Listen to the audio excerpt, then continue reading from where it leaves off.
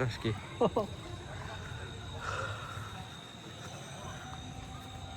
আমরা যাচ্ছি এখন ঘুরতে।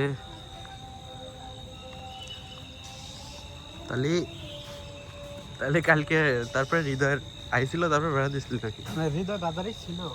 আমি বললাম যে 10 টাকা হালকা করে দাও, কিন্তু আমার আর এক গোটে হাত দিলি যে উনি 10 টাকা আছে, আমি হালকা একটু চাপ নিলাম হৃদয়। আসলে চাপেরই তো।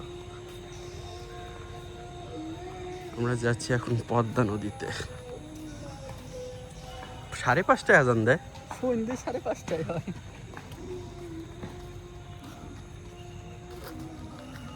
ক্যামেরা কেমন জানি ঘুরাই, কেমন জানি আমি পারি না। এই ঠিক থাকছে কি? এই পেলে হয় না, এই যে এরকম,